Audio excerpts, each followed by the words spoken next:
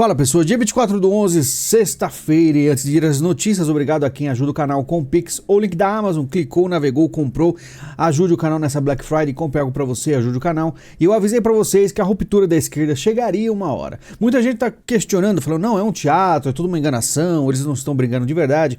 Pode até ser que não seja agora definitivo, mas é um grande indício que realmente começou porque o Pacheco estava tranquilinho, falou não é uma afronta, ele já mudou o tom completamente. Não me permito abater e polemizar nada dessas declarações de ministro do Supremo Tribunal Federal, pois considero que o Supremo não é palco e arena política, diz Rodrigo Pacheco após o que chamou de agressões dos ministros, tá? Rodrigo Pacheco reage ao STF e diz que recebeu agressões de ministros, tá? Então, e realmente aí ele ficou sentido, tá? Legislativo versus Judiciário. Rodrigo Pacheco reage. Ministro do STF não se sobrepõe ao Estado. Instituições não são intocáveis. E a gente vai ver esses supostos ataques, tá? Ele falou também que nenhuma instituição tem o monopólio da defesa da democracia no Brasil. E ele falou que ajudou tanto o STF, a questão, as maquininhas, defendeu as maquininhas, defendeu a democracia aí, final do ano passado, e agora ele não pode aí se posicionar, defender o legislativo. Pois é, e olha só como diz o STF, esta casa não é composta por medrosos. Reage Gilmar Mendes sobre PEC que limita poder do STF. Isso é só o começo, tem muita coisa hoje aqui, ó. Esse Supremo Tribunal Federal não admite intimidações, tá? Moraes diz que PEC do Senado esconde insinuações, intimidações e ataques ao judiciário, concordando com Gilmar Mendes, tá? E é realmente isso. Preocupação do STF não é só com o PEC do Senado, eles estão com medo de que a coisa escale, né? De um controle maior. E o governo Lula tentou ficar entre o STF e o Senado, mas virou alvo dos dois, tá? Porque a gente vai ver aí o líder do governo, Lula, votando de uma forma que não agradou muita gente. Ministros do STF veem traição de Wagner em apoio à PEC e dão ultimato ao governo, tá? Porque o negócio ficou feio, o ministro do STF chama a aprovação de PEC de ataque e se irritam com o governo Lula. Então, o governo Lula ficou numa divisão aí, porque existe alguns membros dele contra o STF pensando assim, pô, será que o governo Lula está contra nós? Como é que será essa real divisão, né? PEC que limita a STF, meu voto foi estritamente pessoal, diz Jacques Wagner, tá? Líder do governo no Senado, tá? E ele fez aí uma explicação, uma postagem, dizendo, né? Como líder do governo, reafirmei a posição de não orientar voto, uma vez que o debate não envolve diretamente o executivo, tá? E pegou mal. O pessoal da esquerda votar de acordo com o bolsonarentos ficou feio demais. Aí você vê que o pessoal tá dizendo que os caras estão ajudando a extrema direita, né?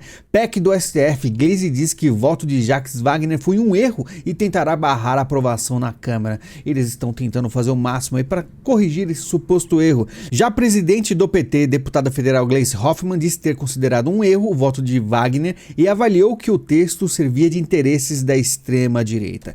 Uma bagunça completa. Projeto limita decisões monocráticas. Ministro do STF sugerem renúncia de líder do governo após voto a favor de PEC, tá? Olha só, Jacques Wagner acenou que está disposto a sair caso isso ajude o governo. Se ele não segue o que manda o governo, então está obrigado a deixar o cargo de líder do governo, afirmou um dos ministros. Eles não acreditam que o voto foi uma decisão pessoal. Fora os comentários que eu não posso confirmar para vocês, que é só aí vamos dizer assim, um rumor que estavam ligando para senadores aí para mudarem o voto, tá? E é complicado, Lula e Barroso se reúnem após a aprovação de PEC que limita decisões do STF, mas aí você vai falar assim, isso aí tudo na verdade é um grande teatro. Olha, pode até ser. Tá, mas tem gente com muita coragem. Vocês viram o Malafaia, como ele falou do Moraes? Você viu as coisas que vem acontecendo? Você viu o pessoal chamando para manifestação? O Bolsonaro participa de vídeo que convoca para manifestação na Avenida Paulista, né? Digamos que tudo foi acontecendo ao mesmo tempo, até a morte de um presidiário, tudo junto e uníssono para um ataque contra o STF, tá? E tá aí o Bolsonaro também, né? O Silas Malafaia postando um vídeo onde o Bolsonaro aparece e até a gente falando que é na verdade um teste definitivo ao bolsonarismo para ver se realmente vai ter bastante gente na rua. Você percebe, tem coisas aí que a própria direita tá percebendo que existe essa briga.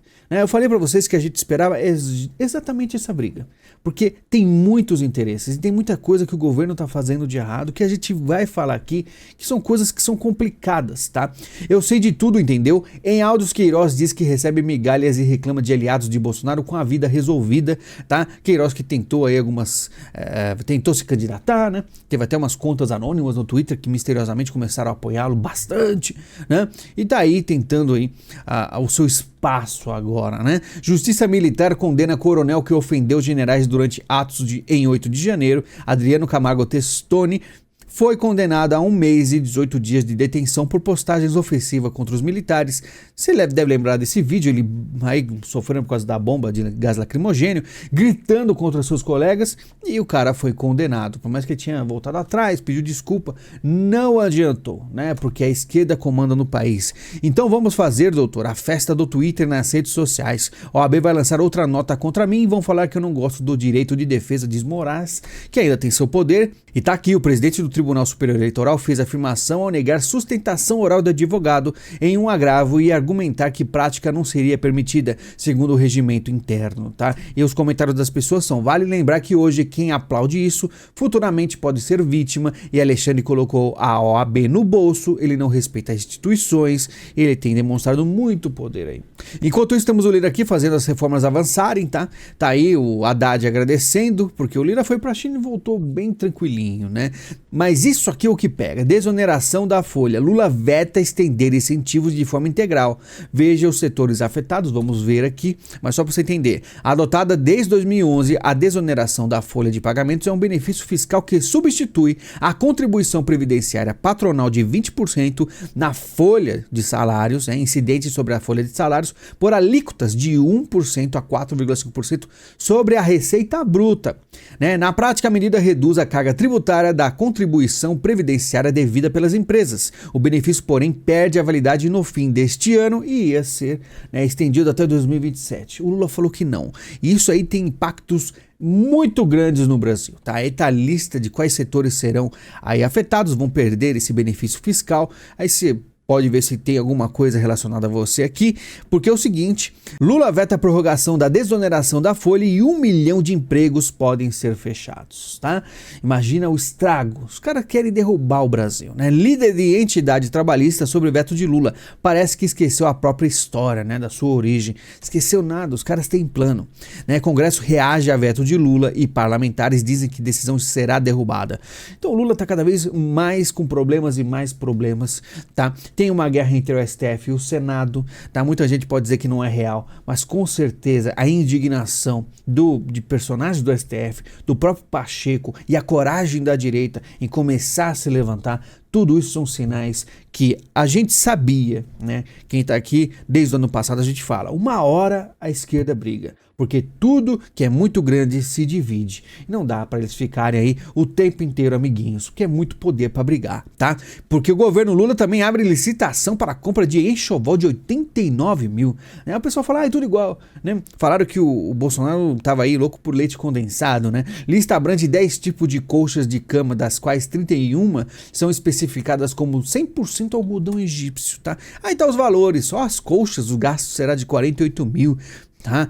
Além dos 22 jogos de lençóis orçados em 18 mil. Tá aí os preços para você ver como os caras não estão nem aí. Eles fazem o que ele quiser. Mas como eu falei para vocês, tá aí, né, o STF indignado com o governo pode depois tentar resolver.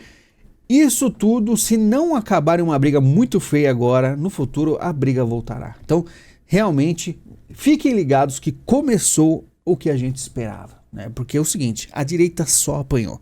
E agora a esquerda não tinha levado nenhum golpe. E eles vão se golpear entre si. A esquerda bater em esquerda para nosso deleite, tá certo? Enquanto isso, infelizmente, temos aí o metrô, CPTM, paralisado na próxima terça-feira, né? Funcionários decidiram, não só aí o metrô, o Correios também. Então tem um monte de paralisação. O país está um caos. Olha a bandeira do Che Guevara ali no fundo, né?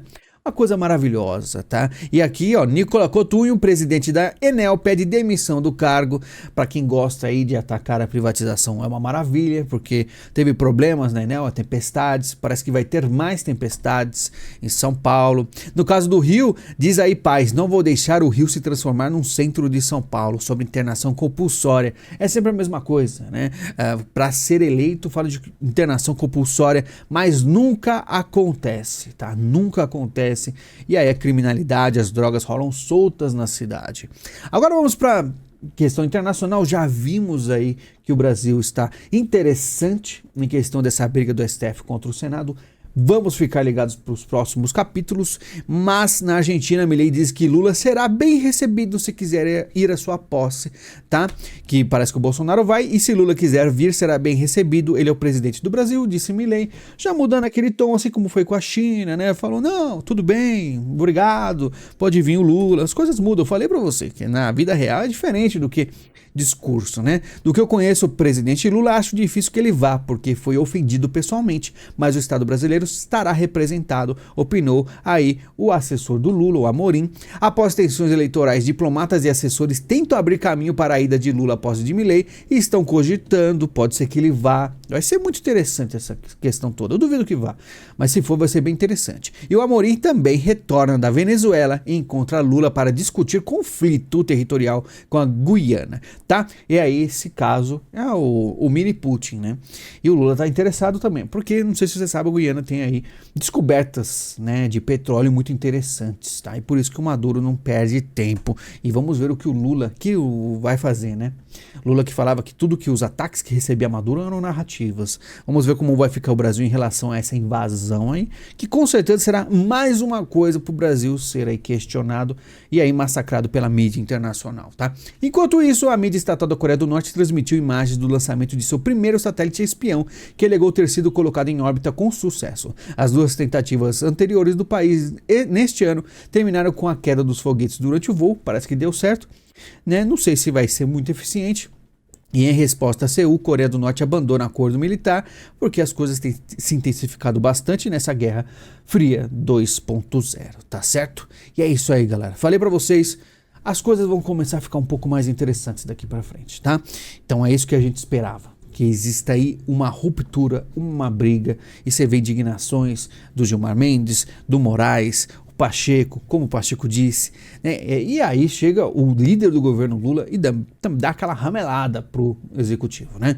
Aí é um monte de quebra-pau. Vamos em frente. Isso que a gente queria, né? A esquerda brigando, porque a direita só apanhou até hoje, tá certo? Muito obrigado, a gente se fala em breve, lembre-se de apoiar o canal e até mais.